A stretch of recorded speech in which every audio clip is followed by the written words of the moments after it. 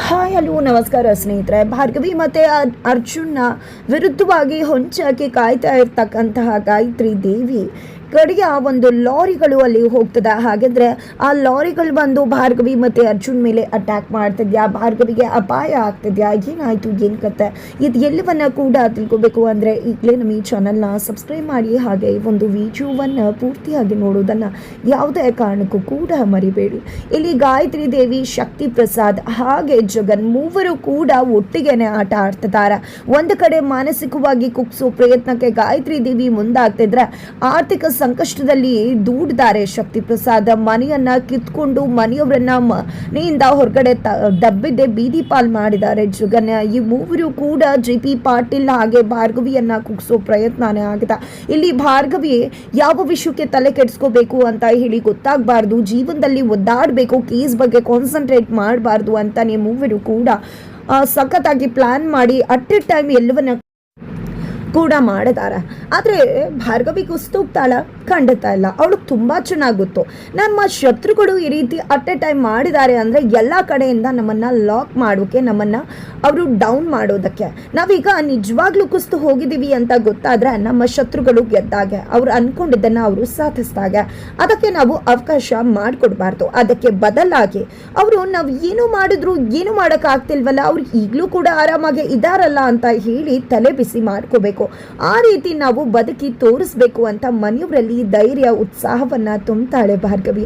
ತನ್ನ ಮಾವನನ್ನ ತಂದೆ ತರ ನೋಡ್ತಿದ್ದಾಳೆ. ಜೆ.ಪಿಗೂ ಕೂಡ ಈಗ ಎಲ್ಲ ಸತ್ಯ ಕೂಡ ಅರ್ಥ ಆಗಿದೆ.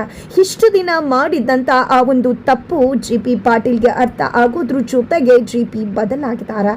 ಅಮ್ಮ ಯಾವಾಗಲೂ ಹೇಳ್ತಾ ಇದ್ರು ಶಕುಂತಲಾ ಅಮ್ಮ ಜೆ.ಪಿಗೆ, ಜೆ.ಪಿ. ನಿಜಕ್ಕೂ ಸಂಬಂಧ ಕಾಣೋ ಮುಖ್ಯ. ದುಡ್ಡು, ಹಣ, ಅಂತಸ್ತು ಎಂದಾದ್ರೂ ಬೇಕಾದರೆ ಸಂಪಾದನೆ ಮಾಡಬಹುದು, ಆದರೆ ಸಂಬಂಧ ಅನ್ನೋದು ನಿಜಕ್ಕೂ ನಮ್ಮ ಜೊತೆಗೆ ಇರಬೇಕು ಅಂತ ಹೇಳಿ ಇವತ್ತು ಜೆ.ಪಿಗೆ ಅನ್ಯಾಯ ಮಾಡಿದ್ದು ಅದೇ ಸಂಬಂಧ, ಅದೇ ವಿಶ್ವಾಸನೇ. ಆದರೆ ಜೆ.ಪಿಯ ಕೈ ಹಿಡಿದಿದ್ದು ಕೂಡ ಅದೇ ಸಂಬಂಧನ. ಇವತ್ತು ಜೆ.ಪಿಗೆ ಗೊತ್ತಾಗಿದೆ ನಮ್ಮವ್ರು ಯಾರು, ಹೊರಗ್ನವ್ರು ಯಾರು ಅನ್ನೋದು.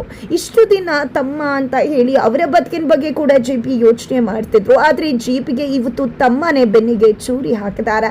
ನಿರ್ಮಲಾ ಯಾವಾಗಲೂ ಸಾಕ್ಷಿ ಸಾಕ್ಷಿ ಅಂತ ಹೇಳಿ ಹೇಳ್ತಿದ್ರು, ಭಾರ್ಗವಿಯನ್ನ ಬೈತಿದ್ರು. ಆದರೆ ಇವತ್ತು ಆಪತ್ ಬಾಂಧವಳಾಗಿ ಬಂದಿರೋದೆ ಭಾರ್ಗವಿ ಎಲ್ಲರನ್ನ ಕೂಡ ಒಂದು ಪುಟ್ಟ ಗೂಡಲ್ಲಿ ಇರಿಸೋದ್ರ ಮುಖಾಂತರ ಎಲ್ಲರ ಕ್ಷೇಮ ಸಮಾಚಾರವನ್ನ ನೋಡ್ತಿದ್ದಾಳೆ. ಅದನ್ನು ಕೂಡ ಕೇಕೆ ಹಾಕಿ ನಗ್ತಿದ್ದಾಳೆ ಬೃಂದ ಅಲ್ಲಿಗೆ ಬಂದಿರೋದೆ ಗಾಯತ್ರಿ ದೇವಿ ಹೇಳಿದಂತ ಆ ಒಂದು ಕೆಲಸ ಮಾಡೋದಕ್ಕೆ. ಅಲ್ಲಿ ಏನಾಗ್ತಿದೆ ಅನ್ನೋದು ಎಲ್ಲವನ್ನ ಕೂಡ ಇನ್ಫಾರ್ಮೇಶನ್ಸ್ ನ ತಗೊಂಡು ಅದನ್ನ ಗಾಯತ್ರಿ ದೇವಿಗೆ ಕೊಡೋದಕ್ಕೆ. ಇಲ್ಲಿ ಬೃಂದಾಗೆ ತುಂಬಾ ಚೆನ್ನಾಗಿ ಗೊತ್ತಿದೆ, ಇಲ್ಲಿ ಗಾಯತ್ರಿ ದೇವಿನೇ ಗಂಗಾ ಅಂತಕ್ಕಂಥದ್ದು. ಆದ್ರೆ ಮಗ ಚರಣ್ಗೆ ಗೊತ್ತಿಲ್ಲ. ಮಗ ಚರಣ್ ಈಗಲೂ ಕೂಡ ಜೆ.ಪಿಯನ್ನ ದ್ವೇಷ ಮಾಡ್ತಿದ್ದಾರೆ. ತನ್ನ ತಂದೆಗೆ ಸರಿಯಾಗಾಯ್ತು, ಬೀದಿಗೆ ಬಿದ್ದಿದ್ದು ಸರಿಯಾಗಾಯ್ತು ಅಂತ ಅನ್ಕೋತಿದ್ದಾರೆ. ಯಾಕಂದ್ರೆ ತನ್ನ ತಾಯಿಗೆ ಇದೇ ಕೆಲಸ ಮಾಡಿದ್ರು ಅಪ್ಪನ ತಾಯಿ, ಎಷ್ಟು ಸಂಕಟ ಪಟ್ಟಿದ್ದಾಳೆ. ಇವತ್ತು ಅವಳಿಗೆ ಎಷ್ಟೆಲ್ಲ ನೋವಾಗಿತ್ತು. ಅದಕ್ಕೆ ಸರಿಯಾದಂತ ಶಿಕ್ಷೆ ತನ್ನ ತಂದೆಗಾಗಿದೆ ಅಂತ ಖುಷಿ ಪಡ್ತಿದ್ದಾರೆ. ಜೊತೆಗೆ ತನ್ನ ತಾಯಿಯ ಮೇಲೆ ಅಪಾದನೆ ಹಾಕ್ತಿದ್ದಾರೆ ತಂದೆ. ತಾನು ಮಾಡಿರುವ ಕರ್ಮವನ್ನ ನನ್ನ ಅಮ್ಮನ ತಲೆಗೆ ಕಟ್ಟೋಕೆ ಹೋಗ್ತಿದ್ದಾರೆ ಅಂತ ಚರಣ್ ಅನ್ಕೊಂಡಿದ್ದಾರೆ. ಆದ್ರೆ ನಿಜಕ್ಕೂ ಅದೆಲ್ಲ ಮಾಡಿದ್ದು ತನ್ನ ತಾಯಿನೇ ನಿಜವಾದ ವಿಲನ್. ಜೊತೆಗೆ ಅಪ್ಪನ ಮೇಲೆ ಆಕೆ ಸುಳ್ಳಿನ ಅಪಾದನೆ ಹೊರಿಸ್ತಿದ್ದಾಳೆ ಅನ್ನೋದು ಚರಣ್ಗೆ ಗೊತ್ತಿಲ್ಲ. ಹಾಗಾಗಿ ಅಮ್ಮನ ಕಾಪಾಡಬೇಕು ಅನ್ನೋ ಕಾರಣಕ್ಕೆ ಬೃಂದಾ ಜೊತೆ ಕೈ ಜೋಡಿಸಿ ಭಾರ್ಗವಿ ಇರ್ತಕ್ಕಂಥ ಮನೆಯಲ್ಲಿ ಇದ್ದಾರೆ. ಆದ್ರೆ ಇಲ್ಲಿ ಬೃಂದಾಗೆ ಒಂದು ಭಯ ಈ ಕ್ಷಣಕ್ಕೂ ಕೂಡ ಇದೆ. ಯಾಕಂದ್ರೆ ಗಾಯತ್ರಿ ದೇವಿ ಬಂದಿದ್ದು ಬೃಂದಾಗೆ ಒಂದ್ ರೀತಿಯಲ್ಲಿ ಒಳ್ಳೇದೇ ಆಯ್ತು. ಯಾಕಂದ್ರೆ ಬೃಂದಾನ ಎಂದೂ ಕೂಡ ಚರಣ್ನ ಹೆಂಡತಿ ಅಂತ ಒಪ್ಕೊಂಡಿರ್ಲಿಲ್ಲ. ಅವರು ಭಾರ್ಗವಿಯನ್ನ ಇಷ್ಟಪಡ್ತಿದ್ರು. ಯಾಕಂದ್ರೆ ಚರಣ್ ತುಂಬಾನೇ ಒಳ್ಳೆ ವ್ಯಕ್ತಿ, ಮನಸ್ಸಿಗೆ ಬೆಲೆ ಕೊಡ್ತಕ್ಕಂಥವ್ರು, ಸಂಬಂಧಕ್ಕೆ ಬೆಲೆ ಕೊಡ್ತಕ್ಕಂಥವ್ರು. ಆದ್ರೆ ಅವರು ಇಷ್ಟರ ಮಟ್ಟಿಗೆ ಬದಲಾಗಿದ್ದಾರೆ ಅಂದ್ರೆ ಅದಕ್ಕೆ ಕಾರಣ ಗಾಯತ್ರಿ ದೇವಿಯ ನಾಟಕ, ಜೊತೆಗೆ ಅಮ್ಮ ಅನ್ನೋ ಕೋರಡ ಪ್ರೀತಿ ಅಂತಾನೆ ಹೇಳ್ಬೋದು. ಇತ್ತ ಕಡೆ ಬೃಂದಾ ತನ್ನ ತಾಯಿಯನ್ನ ಕೊಡ್ಸಿದ್ಲು ಅಂತ ಹೇಳಿ ಬೃಂದಾನೇ ಹೆಂಡತಿ ಅಂತ ಒಪ್ಕೊಂಡಿದ್ದಾರೆ. ಇದರಿಂದಾಗಿ ಬೃಂದಾಗೆ ಫುಲ್ ಖುಷಿ ಆಗ್ಬಿಟ್ಟಿದೆ, ಗಾಯತ್ರಿ ದೇವಿ ಬಂದಿದ್ರಿಂದ ನನಗೆ ಒಳ್ಳೇದಾಗಿದೆ ಅಂತ. ಆದ್ರೆ ಒಂದು ಭಯ ಇದೆ ಈ ಕ್ಷಣಕ್ಕೂ ಕೂಡ, ಗಂಗಾನೇ ಗಾಯತ್ರಿ ದೇವಿನೇ ಗಂಗಾ ಅನ್ನೋ ವಿಷಯ ಚರಣ್ಗೆ ಯಾವುದೇ ಕಾರಣಕ್ಕೂ ಕೂಡ ಗೊತ್ತಾಗಬಾರ್ದು. ಗೊತ್ತಾದ್ರೆ ಖಂಡಿತ ಬೇರೆಯವರೆಲ್ಲ ಇವನೇ ನಮ್ಗೆ ತಿರುಗಿ ಬೀಳ್ತಾನೆ, ಜೊತೆಗೆ ನನ್ನ ಗಂಡನನ್ನ ನಾನು ಮತ್ತೆ ಕಳ್ಕೊಂಡ್ಬಿಡ್ತೀನಿ, ಅವನ ವಿಶ್ವಾಸವನ್ನ ಕಳ್ಕೊಂಡ್ಬಿಡ್ತೀನಿ, ಮತ್ತೆ ಚರಣ್ ನನ್ನಿಂದ ದೂರ ಆಗ್ಬಿಡ್ತಾನೆ ಅನ್ನೋ ಭಯ. ಹಾಗಾಗಿ ಅದು ಗೊತ್ತಾಗ್ಲೇಬಾರ್ದು, ಆ ರೀತಿ ನೋಡ್ಕೋಬೇಕು ಅಂತ ಬೃಂದ ಅನ್ಕೋತಿದ್ದಾಳ. ಇತ್ತ ಕಡೆ ಜೆ.ಪಿ. ಪಾಟೀಲ್ಗೆ ಧೈರ್ಯ ತುಂಬೋ ಕೆಲಸಕ್ಕೆ ಭಾರ್ಗವಿ ಮುಂದಾಗ್ತಾಳೆ. ಯಾಕಂದ್ರೆ ಜೆ.ಪಿ ತುಂಬಾನೇ ಅವಮಾನ ಅನುಭವಿಸಿದ್ದಾರೆ. ಇಲ್ಲಿ ಮಕ್ಕಳು ಮಾತ್ರ ದುಡಿತಾರೆ, ನಾನು ದುಡಿಯೋಣ ಅಂತ ಕೆಲಸಕ್ಕೆ ಅಂತ ಹೋಗ್ತಾರೆ. ಅಲ್ಲಿ ಶಕ್ತಿ ಜಗನ್ ಬಂದು ನೀನು ನನ್ನ ಬೇಟೆ ನಿನ್ನ ಕತೆ ಮುಗಿಸೋದು ನಾವು ಹಾಗೆ ಹೀಗೆ ಅಂತ ಮಾತನಾಡ್ಬಿಡ್ತಾರೆ. ನಿಜಕ್ಕೂ ಆ ಒಂದು ಘಟನೆ JP ಪಾಟೀಲ್ ಮನದಲ್ಲಿ ತುಂಬಾ ಅಂದ್ರೆ ತುಂಬಾನೇ ನೋವು ಉಂಟು ಮಾಡಿದ. ಇದರಿಂದಾಗಿ JP ಕುಸಿದು ಹೋಗಿದ್ದಾಗ ಇಡೀ ಮನೆಯವರು ಕೂಡ ಕುಸಿದು ಹೋಗಿರ್ತಾರೆ. ಅದನ್ನ ಭಾರ್ಗವಿಯಿಂದ ನೋಡೋಕ್ಕಾಗೋದಿಲ್ಲ. ಯಾಕಂದ್ರೆ ಭಾರ್ಗವಿಗೆ ಮನೆಯವ್ರು ಯಾವಾಗ್ಲೂ ಕೂಡ ನಗ್ನಗ್ತಾ ಇರಬೇಕು, ಖುಷಿಯಿಂದ ಇರಬೇಕು. ಹಾಗಾಗಿ ಹೇಗಾದ್ರೂ ಮಾಡಿ ಇವರಲ್ಲಿ ಧೈರ್ಯ ತುಂಬಬೇಕು, ಮಾವ ಮೊದಲಿನಾಗೆ ಆಗಬೇಕು. ಆ ರೀತಿ ಆಗಬೇಕು ಅಂದ್ರೆ ಏನ್ ಮಾಡುದು ಅಂತ ಯೋಚನೆ ಮಾಡಿದಾಗ ಅವಳಿಗೆ ಒಂದು ವಿಷಯ ನೆನಪಾಗುತ್ತೆ. ಹಾಗಾಗಿ ಅವಳು ಆ ಒಂದು ವಿಷಯವನ್ನ ಎಲ್ಲರ ಮುಂದೆ, ಮನೆಯವ್ರು ಎಲ್ಲರ ಮುಂದೆ ಒಂದು ಪರದೆಯ ಮೇಲೆ ತೋರಿಸೋದ್ರ ಮುಖಾಂತರ, ಒಂದು ಕಥೆಯನ್ನ ಹೇಳೋದ್ರ ಮುಖಾಂತರ JP ಪಾಟೀಲ್ ಮನದಲ್ಲಿ, ಸುತ್ತಮುತ್ತ ಇರ್ತಕ್ಕಂಥ ತನ್ನವರ ಮನದಲ್ಲಿ ಆ ಒಂದು ಭಯವನ್ನ ಹೋಗಲಾಡಿಸಿ ಧೈರ್ಯವನ್ನ ತುಂಬೋ ಕೆಲಸಕ್ಕೆ ಮುಂದಾಗ್ತಾಳೆ. ಒಬ್ಬ ರಾಜ ಇರ್ತಾನೆ, ನಂಬಿಕೆ ವಿಶ್ವಾಸದಿಂದ ಮೋಸ ಹೋಗ್ತಾನೆ, ಇಡೀ ಕುಟುಂಬ ಬೀದಿಗೆ ಬೀಳುತ್ತೆ. ಆದ್ರೆ ನಂತರ ಗೊತ್ತಾಗತ್ತೆ ತಾನು ನಂಬಿದವ್ರೆ ನನಗೆ ಮೋಸ ಮಾಡಿದ್ರು ಅಂತ ಕುಸಿದು ಹೋಗ್ತಾನೆ.